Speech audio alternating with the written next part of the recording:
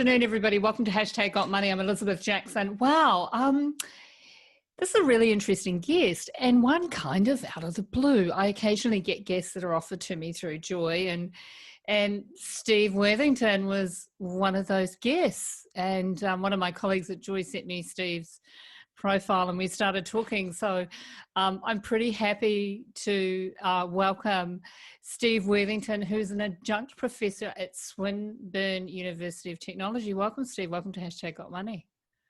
Thanks, Elizabeth. I've got to say, I was reading some of your articles this morning when I was doing a background on you, and wow, you've written some pretty amazing articles.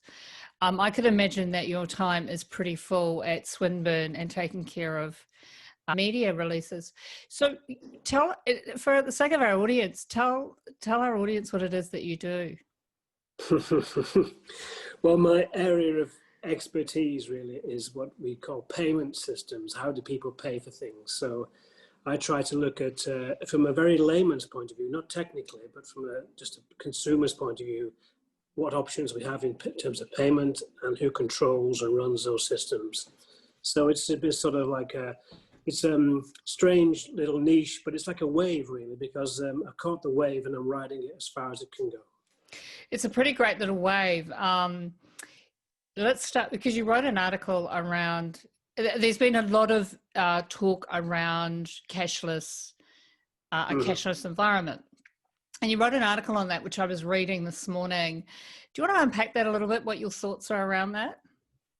Sure. I mean, a lot of people think, or sometimes talk it up and say that we're heading towards a cashless society where we won't be using cash, we'll just be using digital payments of whatever kind.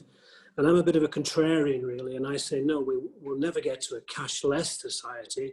We might well have a less cash society, and that's what we're heading towards now, where we're using less and less cash, partly because of the current pandemic. And that's purely based on just people's phobia around infection. Is that fair? Yeah, a little bit of fear about handling money, handling cash and coins, although that fear is relatively unfounded, actually. You're just as much in danger of catching something from a door handle as you are from handling cash.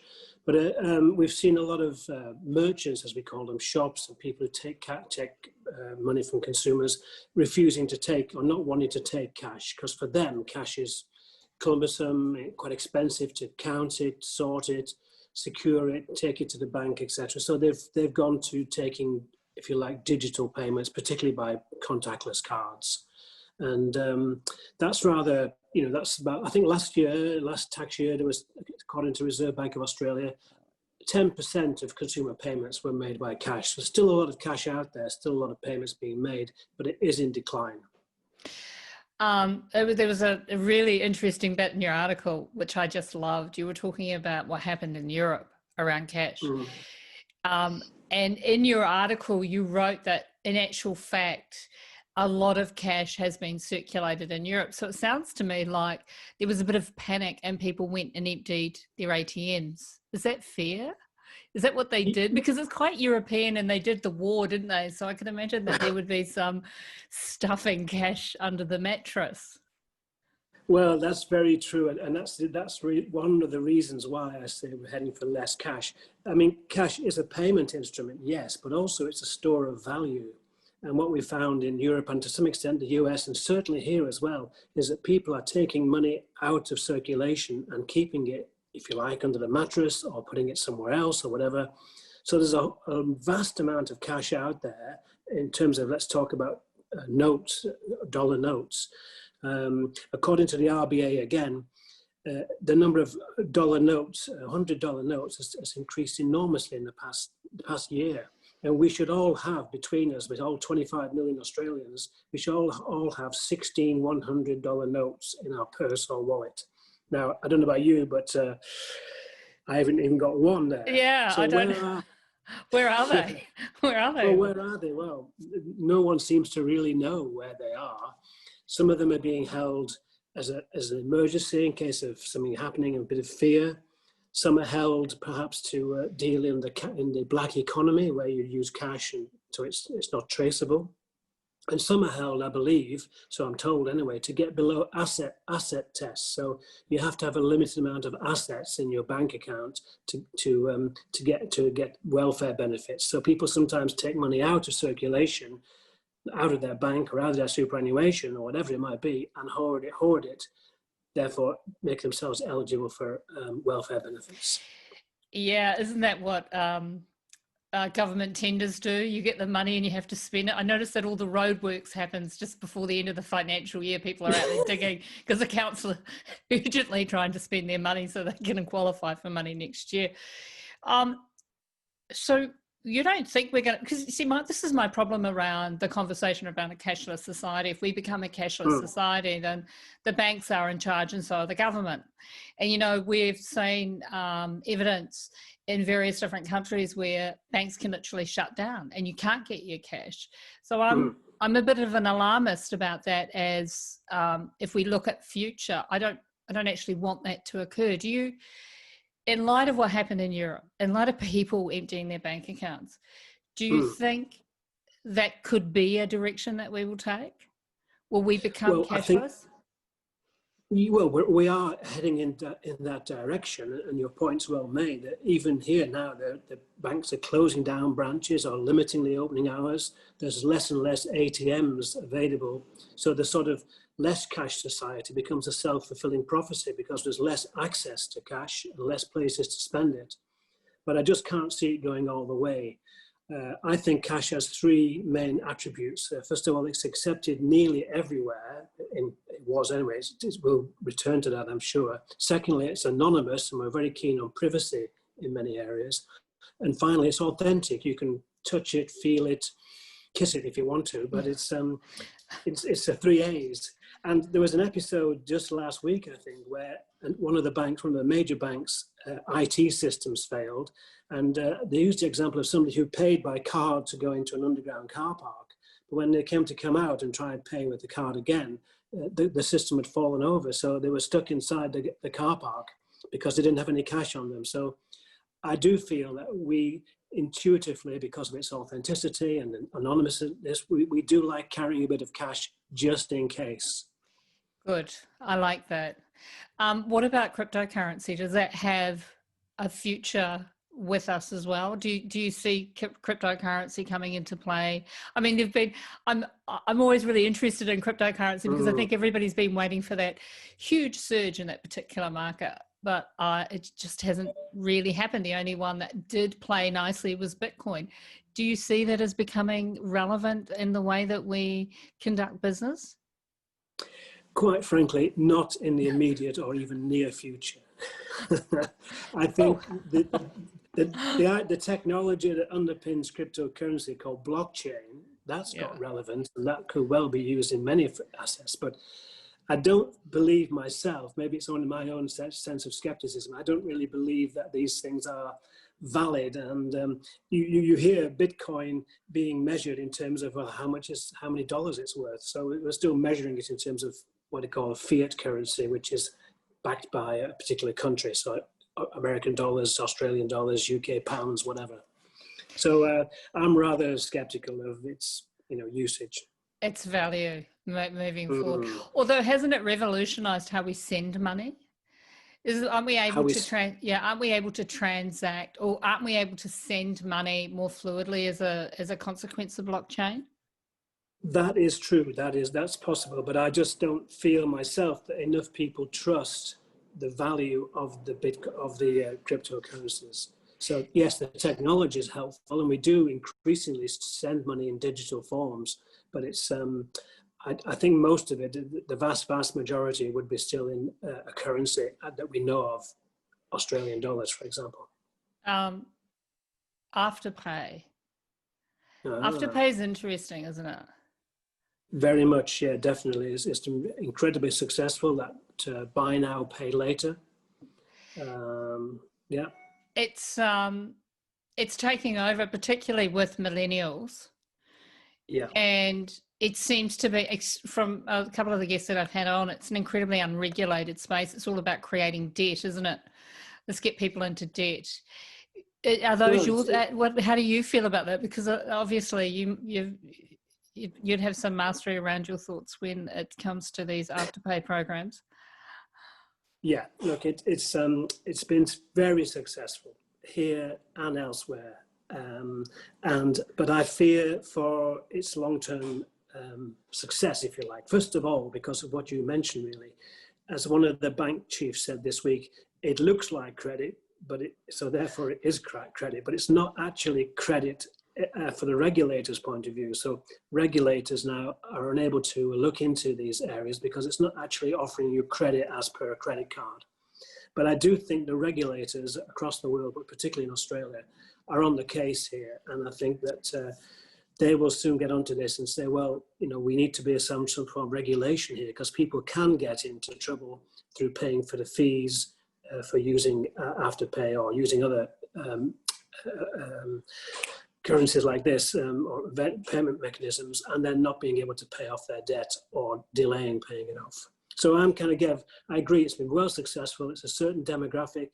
It's great for impulse buys. But I think eventually too, we might see some more bad debts coming through where people cannot repay what they bought on these buy now, pay later platforms. Yeah, I had somebody from, was it Money Magazine, come onto the show, and that whole space is just cowboys and Indians. And somebody was saying to me, they literally go in, a young woman will literally go into their iPhone device and buy entire outfits, thinking they can get it now. So there's all this kind of gratification. And I think maybe because their relationship to that digital currency, they don't quite see the money. If you had to physically take the money out of your bank and go in and pay for that outfit, the relationship to that would be entirely different. So the psychology of how we transact money is changing, isn't it, because of these devices? Definitely so. You're right. We're not actually seeing the cash in our hands transferred or even through a card. It's just being done over the phone and digitally, whatever. And I think that's kind of, that's interesting, if not frightening at times. But it's, I do think that the buy now, pay later has had huge success, but I think it's due for due to tail off a wee bit as we move along with it as well. There'll be regulators and there'll be bad debts, and it may come unstuck at some stage. Yeah, I don't mind it becoming unstuck. I've got young nieces, and they get their eyebrows done and their lips done and all the rest of it, and they all look amazing, but I can't put any of them into a house, which annoys me because they're spending all their money before they get it. Let's talk about job keepers and job seekers payments. And you've got some thoughts about that too. What are your thoughts around these two? Are you happy with the government's response to provide a subsidy to us while we're going through COVID? I guess it's probably the best place to start. Yeah, well, I think I am happy with it, yes, because I think in an emergency, which it was introduced very quickly, and it's obviously very supportive to a lot of people who struggled with income. But it is being wound back slightly, as you know, at the end of September. The numbers, the amount you get is being reduced. And, I think edging into some other area that we discussed a while ago, I think a lot of people have used things like Job Seeker and Job Keeper, particularly, to sometimes pay down their debt. And this also applies to things like tax rebates or accessing their superannuation early. And so there's actually, we've been paying, by and large, we've been paying down our debts rather than increasing our debts in the current pandemic situation. The amount of money spent on credit cards is in decline. So we're sort of not, we don't want to pay the interest rates that come with having a debt on a credit card. So I think Job Keeper, Job Seeker, to answer your question, I think it's been a good idea to start with, to try and prop up the economy or prop up individuals within the society. But it's got a limitation on how long it can carry on. And, we need to get out of this pandemic. But on a bigger scale, I think we are actually realizing that some people are paying down their debt rather than increasing their debt. So because of the pandemic, our relationship to how we spend money has been altered then? I think so, both in terms of what we spend it on and how we spend it. In other words, different ways of payment. So yes, I think we all know that alcohol sales have increased enormously, but other areas have fallen away drastically.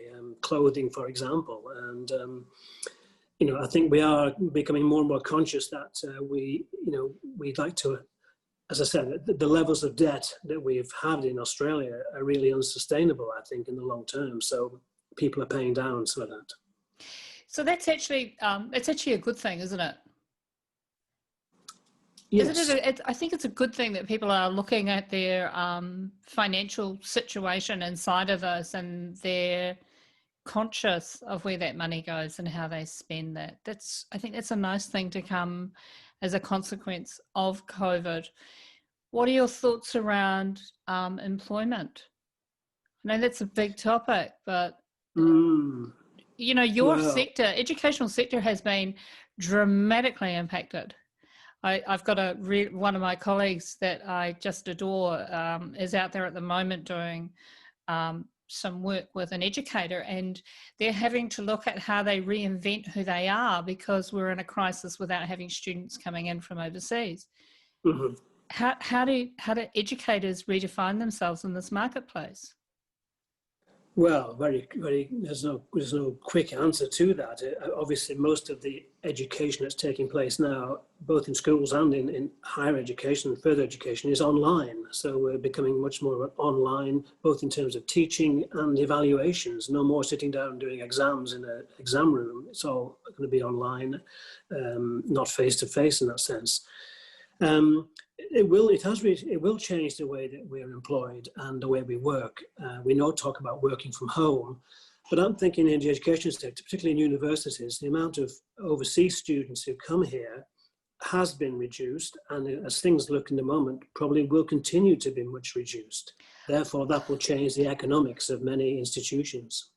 I don't think you can fight with China and hope they're going to send us their students. No. Just call me old-fashioned.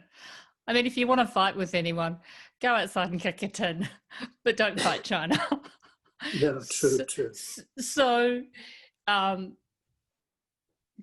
what do educators do then? They have to redefine how because we're not getting the students. So how do they redefine who they are? Because there won't necessarily be an institution for them to walk into and be an educator anymore. Well, it's a really good question, and there's no real simple answer, quite frankly. My particular position on this is that we need to teach people or educate people to be useful in society, and not just to see university as a rite of passage, a bit like a sort of 3-year not holiday, but a sort of 3-year school is holiday or something. So I think we've got to look at what we're doing and how we're suiting people, making them more able to contribute to society as well as gain from society. And that's a big, big question. So that's entrepreneurship, isn't it? You start educating students and that. Can you? Yeah, and realizing that we have to contribute to society as well as take from society. I was interviewing, now who was it? CEO of Suncorp. And she was saying what she's noticing is that when you go through the process of being hired, HR, it's not just about your ability to do a single job anymore. It's about your ability to multitask within that job. It's about, you might be able to do X, but you need to be able to do X, Y, and Z and retrain. Do you see universities being able to train their students to do that, to go out there? Because, you and I, we come from the place where all we had to do was leave the front door, knock on a couple of shops, and we had a job. And unfortunately, young people don't have that any longer. So really the baseline is the universities and the educators kind of giving these young people solutions, isn't it? I think that's very true. I mean, I think the word, one of the words used at the moment is being job ready. Now that's kind of, that's coming straight out of college, university, whatever, and going into a job. But also on a wider scope, I think we need to develop what they call soft skills So not just the skills about how to work a computer or how to, I don't know, do a cost and benefit analysis, but how do you deal with people? How do you deal with situations where we're talking online, as you and I are now, not face to face? The sort of soft skills about how to handle and develop oneself in a workplace is very important, and we don't really teach that. It's very hard to teach, I know, but we need to put more emphasis on those so-called soft skills. How to handle people. Yeah, because there's something, the young people are so used to looking at a device and using, and even texting. My nieces will text me before they pick up the phone and want to have an engage in a dialogue. Obviously, I make them because I'm vicious like that. So it's about teaching our young people to be able to interact inside of this new employment space too, isn't it? I think so, yeah. What about working from home? Do you feel that that's going to be the new norm? Well, quite, in a one-word answer, yes. I think that's because we're not going to be allowed to congregate en masse as we used to do in offices or universities or school, even schools to some extent, or bars or clubs. So I think we will be working from home more. We'll be working more in isolation, perhaps is a better way of putting it, or more socially isolated. And that will also change the way we travel. I mean, commuting, often the bane of people's lives, but then the CBDs these days are deserted and won't go back to what they were.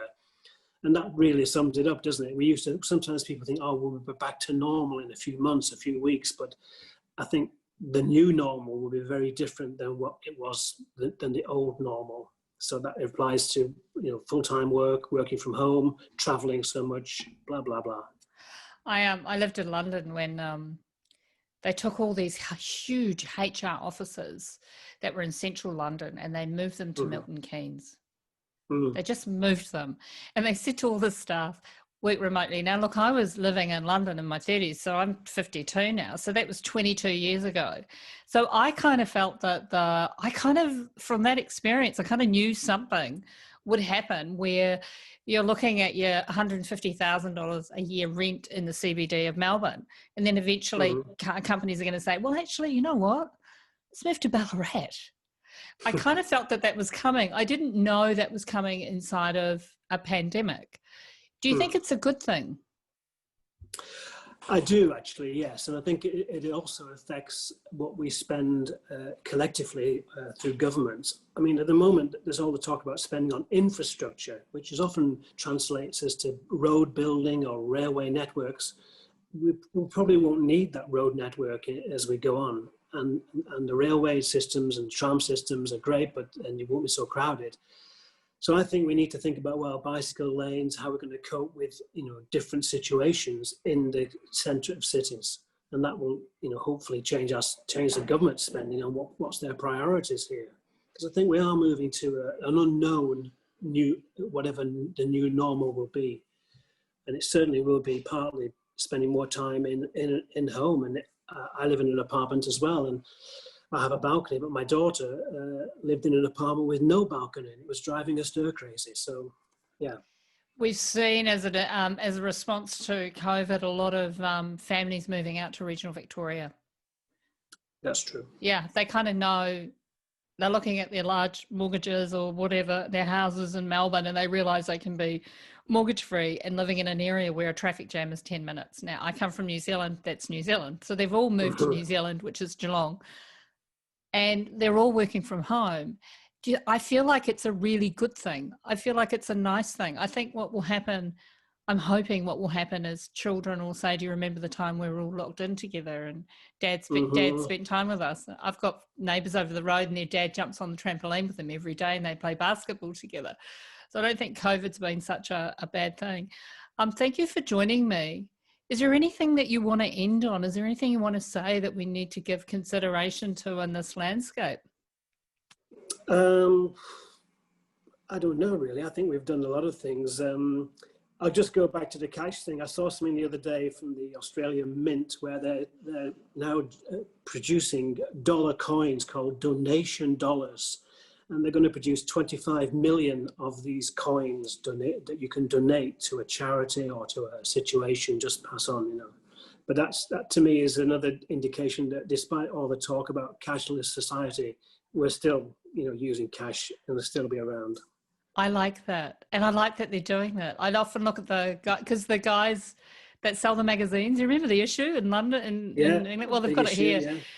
Yeah. But you've got to be, everybody's got cards. So how do they, so I'm really glad they're doing that. Hey, thank you.